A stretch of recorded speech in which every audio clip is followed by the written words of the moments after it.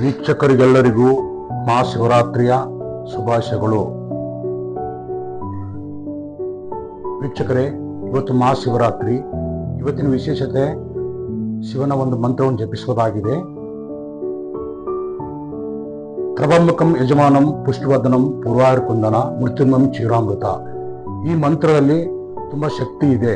ಓಂ ನಮಃ ಶಿವಾಯ ಪಂಚಾಕ್ಷರಿ ಮಂತ್ರವನ್ನು ಕೂಡ ಹೇಳಿ. ತ್ರಬಂಬಕಂ ಯಜಮಾನಂ ಪುಷ್ಟಿವರ್ಧನಂ, ತ್ರಬಂಬಕಂ ಯಜಮಾನಂ ಪುಷ್ಟಿವರ್ಧನಂ ಪೂರ್ವಾರ್ಕುಂದನ ಮೃತ್ಯುಂಜಯಂ ಕ್ಷೀರಾಮೃತ. ಈ ಶಿವನ ಮಂತ್ರವನ್ನು ಜಪಿಸುವುದರಿಂದ ನಿಮಗೆ ತುಂಬಾ ಶಕ್ತಿ ಬರುತ್ತೆ. ನಿಮ್ಮ ಜೀವನದ ಕಷ್ಟಗಳೆಲ್ಲವೂ ಮಾಯವಾಗುತ್ತವೆ. ಸಾಯಂ ಸಂಧ್ಯಾಕಾಲದಲ್ಲಿ ಪ್ರತಿಯೊಬ್ಬರು ಶಿವನ ದೇವಸ್ಥಾನಕ್ಕೆ ಹೋಗಲೇಬೇಕಾಗುತ್ತೆ. ಇವತ್ತಿನ ವಿಶೇಷತೆ ಶಿವನ ಈ ಒಂದು ತುಂಬಾ ಒಳ್ಳೆ ರೀತಿಯಿಂದ ನಾವು ಧ್ಯಾನವನ್ನು ಮಾಡಬೇಕಾಗಿದೆ. ಶಿವನ ಬಗ್ಗೆ ನಾವು ಶಿವ ಧ್ಯಾನವನ್ನು ಬೆಳಗಿಂದ ಸಾಯಂಕಾಲವರೆಗೂ ಮಾಡಬೇಕಾಗಿದೆ. ಓಂ ನಮಃ ಶಿವಾಯ, ಓಂ ನಮಃ ಶಿವಾಯ.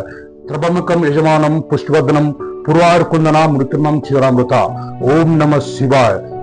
ಶಿವನೆಂದರೆ ಭಯವಿಲ್ಲ, ಶಿವನಾಮಕ್ಕೆ ಸಾತಿ ಬೇರಿಲ್ಲ, ಶಿವಭಕ್ತನಿಗೆ ನರಕ ಇಲ್ಲ.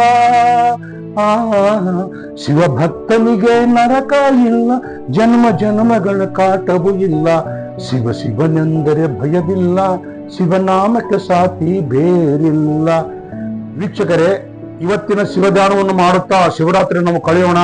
ದೇವರು ಎಲ್ಲರಿಗೂ ಒಳ್ಳೆಯದು ಮಾಡಲಿ.